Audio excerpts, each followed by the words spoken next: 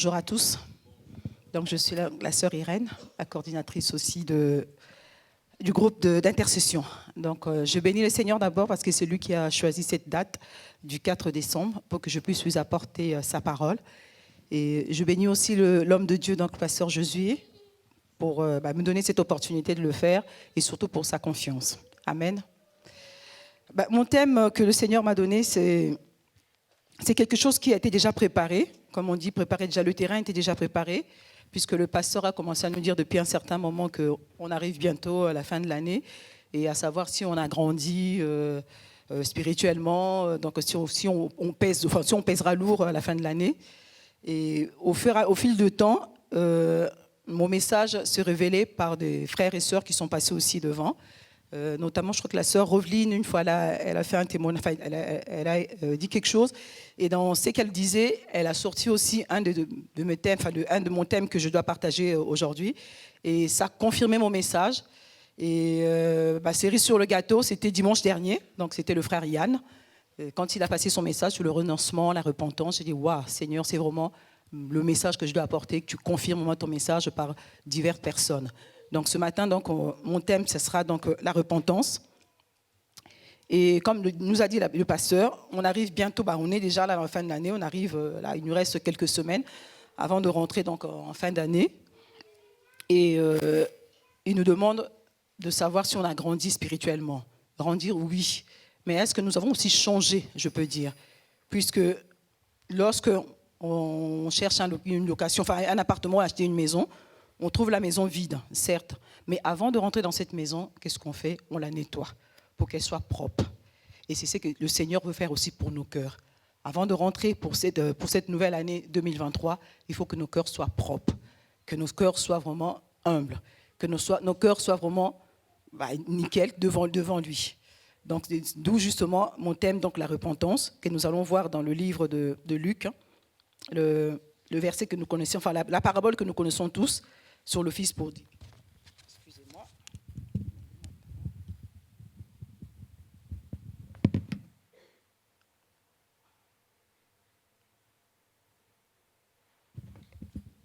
Donc, Luc 15, chapitre 15, versets 11 à 24. Donc, avant de lire, je vais d'abord nous expliquer qu'est-ce qu'est la repentance selon la Bible. La repentance selon la Bible, c'est, premièrement, c'est se détourner de tout péché. C'est un changement d'avis qui entraîne un changement de comportement. Donc, ce dont nous allons voir donc, avec l'histoire du fils prodigue. Donc, je lis au nom de Jésus. Un homme avait 2 fils. Le plus jeune dit à son père, « Mon père, donne-moi la part de bien qui doit me revenir. » Et le père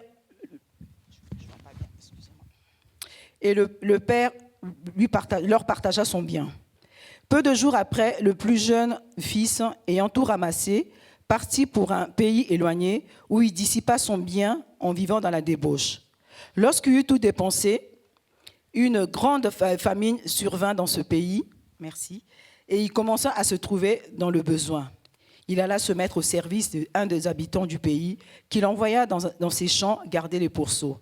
Il aurait bien voulu se rassasier de carouges que mangeaient les pourceaux, mais personne ne lui en donnait. Étant rentré en lui-même, il se dit « Combien de mercenaires chez mon père ont du pain en abondance, et moi ici je meurs de faim. Je me lèverai, j'irai vers mon père, et je lui dirai « Mon père, j'ai péché contre le ciel et contre toi. Je ne suis plus digne d'être appelé ton fils. Traite-moi comme l'un de tes mercenaires. » Et il se leva et alla vers son père. Comme il était encore loin, son père le vit et fut ému de compassion. Il courut et se jeta à son cou et le baisa.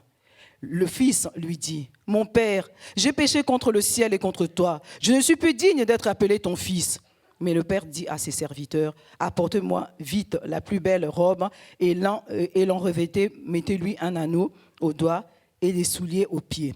Amenez le veau gras et tuez-le, mangeons et réjouissons-nous. Car mon fils que voici était mort et il est revenu à la vie. Il était perdu, il est retrouvé et commencèrent à se réjouir. » Amen. Donc, comme on a vu dans cette histoire, donc le fils prodigue, qui en avait certainement marre ou il s'ennuyait peut-être chez son père, Donc, qu'est-ce qu'il a voulu faire? Il a demandé tous ses biens. Mais moi, je pense que, enfin bon, ça, après, c'est mon raisonnement. Je dis qu'il a dû insister auprès de son père pour que son père puisse lui donner sa part de biens. Donc, il a dû tellement insister, bon, son père, pour ne pas, voilà, qu'il continue à lui casser la tête, certainement, je paraphrase peut-être. Hein. Donc, il lui a dit lui donner sa part de biens.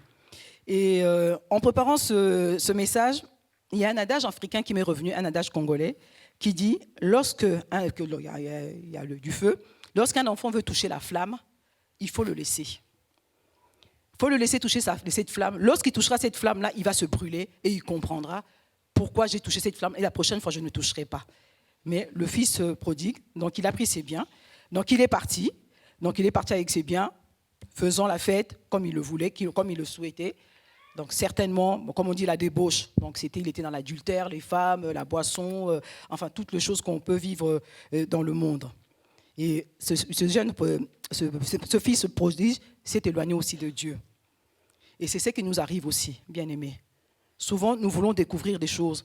Souvent, nous voulons découvrir ce qu'il y a dans le monde. Qu'est-ce que nous faisons? Nous nous éloignons de Dieu en gaspillant tous les dons que Dieu nous met en nous. Et dans le verset 15, on nous dit qu'après avoir tout dépensé, il n'avait plus rien. Évidemment, il a tout dépensé, donc tout l'argent qu'il avait, tout l'héritage que Dieu, son père lui avait donné, donc il n'avait plus rien. Et ce verset nous dit qu'il alla se mettre au service d'un des habitants et il devient son serviteur. Mais sauf que quand il devient son serviteur, il se couche où? Il se couche avec les pourceaux, les cochons, toutes les bêtes qu'il y a certainement dans la ferme. Donc il se retrouve sale. Donc au départ, il travaille parce que, bon, l'orgueil, on voit l'orgueil humain. Je ne vais pas retourner chez mon père, donc voilà, j'ai demandé l'argent, je suis parti avec l'argent, j'ai fait tout ce qu'il fallait, mais je ne veux pas revenir en arrière, revenir encore vers mon père. Qu'est-ce que je veux faire? Je vais aller chercher plutôt le travail. Et donc la Bible nous dit dans verset 15, qu'il va donc voir un des habitants de ce village-là, donc il va travailler, sauf qu'il ne va pas travailler là où il aurait souhaité. Donc il se retrouve dans un champ, donc voilà, faisant manger les pourceaux. Et au fil du temps, il réfléchit. Il se dit, moi je suis ici, je suis en train de souffrir, je meurs de faim. Pendant ce temps, chez mon père, il y a des mercenaires, ils sont bien, ils ont de quoi se nourrir, ils ont des belles chambres. Moi ici, je dors peut-être à même le sol. Que dois-je faire? Toujours l'orgueil humain, donc il reste là. Donc, puis le manque de sagesse, puisque au départ, quand il a demandé, il n'avait pas de sagesse. Il ne savait pas que, en prenant l'argent, à un moment ou un autre, ça finira. On ne peut pas éternellement garder l'argent. Donc, un moment ou un autre, ça finit. Et même la belle vie, il y a un moment, il y a toujours un moment où ça va s'arrêter. Donc, lui pensait que ça allait durer éternellement. Malheureusement pour lui, ça n'a pas duré éternellement. Amen. Et donc, qu'est-ce qu'il a fait?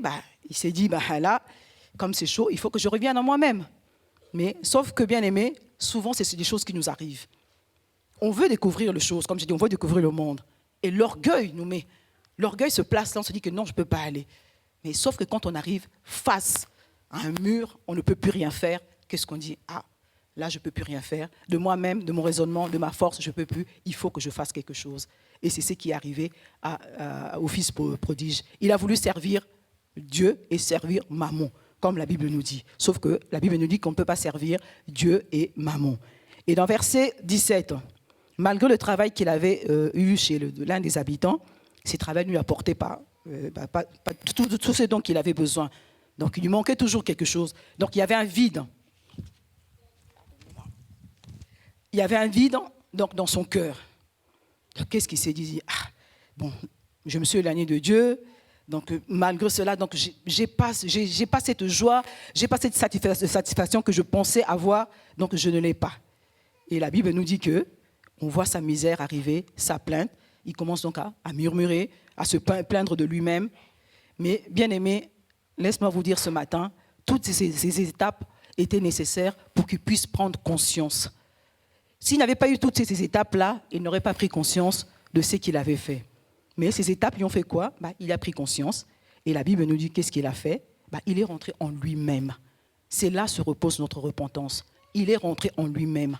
Et donc c'est ce que nous devons faire lorsque nous péchons, lorsque nous arrivons au bout de nous-mêmes, il faut rentrer en soi-même. En soi-même, c'est quoi? Il est rentré, il commence à raisonner. Il s'est dit, voilà, chez mon père, il y a tout. Il y a tout. Mais pourquoi je dois rester? Pourquoi je dois rester en dehors de ma maison? Pourquoi je dois rester à souffrir? Tandis que chez mon père, il y a tout. J'avais tout. Je claquais le doigt, tout arrivait. Et là maintenant, et petit à petit, il commence à comprendre que voilà, je ne peux pas me souvenir de mes propres besoins. Donc, j'ai besoin d'aller seul chez mon père, celui qui est dans ma maison, celui qui est capable, qui a la mesure de m'accueillir et encore de me pardonner. Bien-aimé, la repentance est un processus. Comme j'ai donné l'exemple tout à l'heure tantôt, la véritable repentance est sincère, c'est vraiment de se détourner de tout péché, comme j'ai dit, de changer d'avis, vraiment de se détourner de tout et vraiment de changer aussi de comportement. Le tout, ce n'est pas seulement que voilà, Seigneur, pardonne-moi, mais c'est changer aussi le comportement, changer notre état d'esprit, changer notre façon de parler, changer notre manière de faire. Tout doit changer et c'est là qu'on appelle vraiment la vraie repentance. Et la première étape de la repentance donc, du fils de jeune fils prodigue, c'était quoi? Il est revenu en lui-même, comme la Bible nous dit. Donc il a fait une introspection et il réalisa que tout ce qu'il avait fait, il était dans l'erreur, il était insensé. Et verset 18 nous dit, il ne resta pas à s'apitoyer sur lui-même, ni se plaindre. On voit que l'orgueil n'était plus là. Donc il ne pouvait plus, parce qu'il a mis l'orgueil, il a vu que l'orgueil n'apportait rien. Et la Bible nous dit dans Proverbe 16, 18, et l'orgueil précède la chute. Et il a pris donc la bonne décision, c'est de retourner vers son père et confesser son péché, comme dit la Bible. Son orgueil et son indépendance qu'il avait demandé l'ont abandonné. Donc il était même prêt à devenir un serviteur, puisqu'il a même demandé à son père, je veux même servir dans ta maison.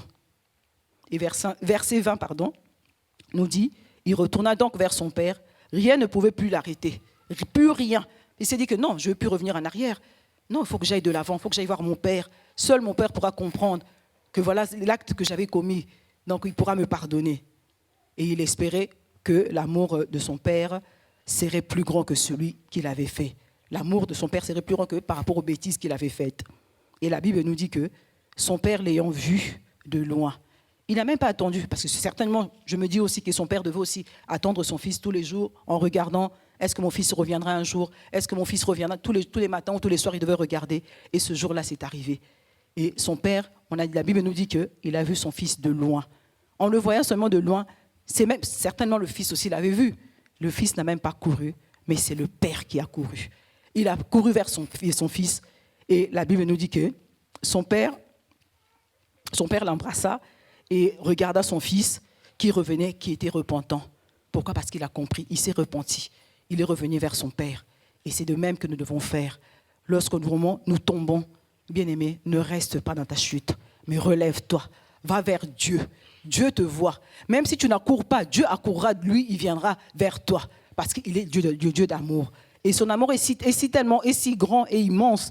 Bien-aimé, il nous pardonne. Non seulement il nous pardonne, mais il efface toutes nos transgressions, comme nous dit Ésaïe 53, 43. Amen. 25, pardon. Amen. Et c'est ça la vraie repentance. C'est lorsque nous nous sentons coupables, nous nous sentons sales, nous nous sentons indignes, et nous revenons vers notre Père. Celui qui demeure et celui qui demeure en nous, celui en qui nous demeurons à ses yeux, malgré notre état de péché, ses fils et ses filles. Amen. Et le père du fils prodigue va encore plus loin pour manifester son amour envers son fils, pour manifester son pardon envers son fils. Il lui donne encore ce qui est de meilleur. Ce qui est de meilleur, c'est quoi? La Bible nous dit, il lui donne la robe. La robe qui symbolise quoi? L'honneur, qui symbolise la justice. C'est dans Romains 3, 25. On n'a pas le temps de le lire, mais c'est dans Romains 3, 25. Aussi, je peux projeter. Romains 3, 25. Merci. Et ensuite, il lui donne l'anneau. L'anneau qui représente l'alliance, l'autorité, le pouvoir. Nous sommes scellés par le Saint-Esprit. Et ça, c'est dans Éphésiens 1, versets 13 à 14. Et en lui donnant cet anneau, le Père montre au Fils qu'il avait retrouvé sa position du Fils. C'est de même pour nous aussi. Quand nous nous repentons sincèrement, véritablement, Dieu nous redonne notre position de fils ou de la fille, la première position où nous étions avant de tomber.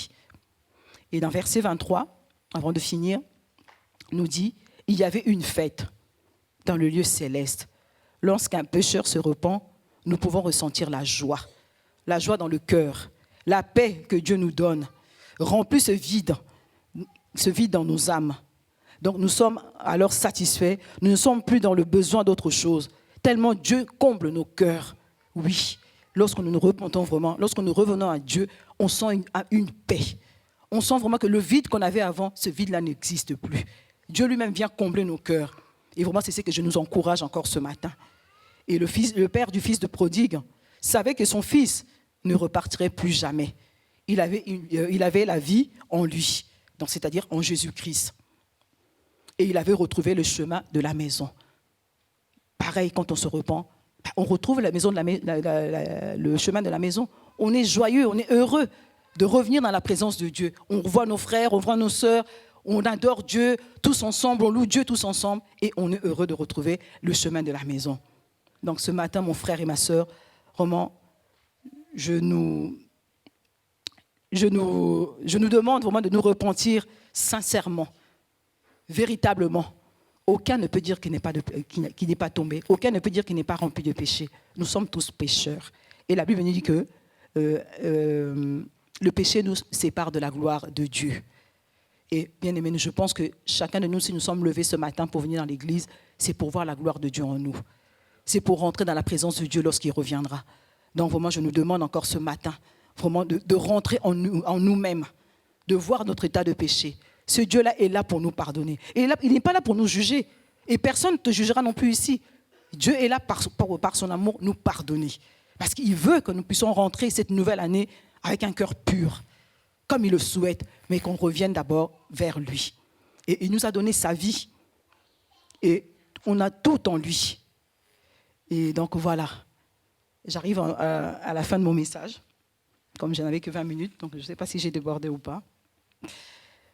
Et donc pour conclure, j'aurai 2 appels à faire. Je préfère plutôt plus on passe le temps dans la prière pour conclure. Galates 5, 7 nous dit, vous couriez si bien, vous qui avez arrêté pour empêcher d'obéir à la vérité.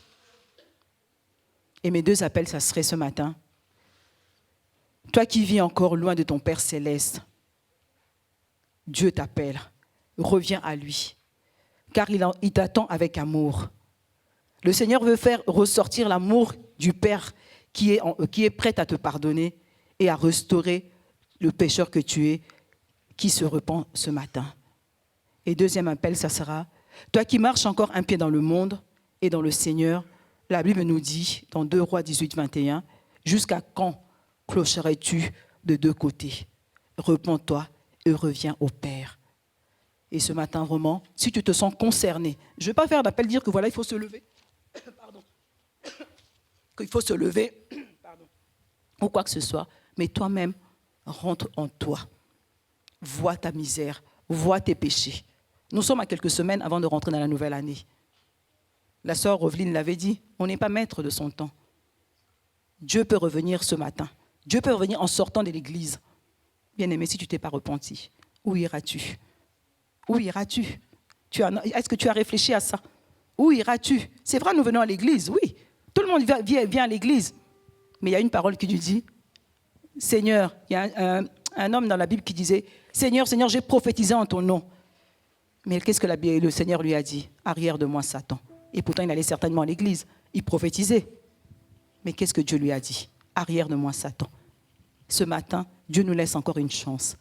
Ce matin, Dieu nous fait encore grâce, avant de rentrer cette nouvelle année, de pouvoir se repentir vraiment sincèrement. Et à cela, j'ai vraiment un chant que je donnerai au groupe de Attire-moi. Attire-moi. Voilà, c'est le chant que j'avais vraiment reçu pour... sauf si vous avez un autre chant, mais en tout cas, c'est ce chant que j'avais reçu. Non, c'est bon, voilà. Donc, nous allons prendre la position d'humilité. La position d'humilité, c'est se mettre à genoux. Je n'oblige personne, mais vraiment, si tu sens, mets-toi à genoux. Personne ne te regarde, personne ne te jugera. Confesse vraiment tes péchés devant Dieu. Repens-toi sincèrement. Et c'est Dieu-là qui vient restaurer nos cœurs, viendra restaurer ton cœur ce matin.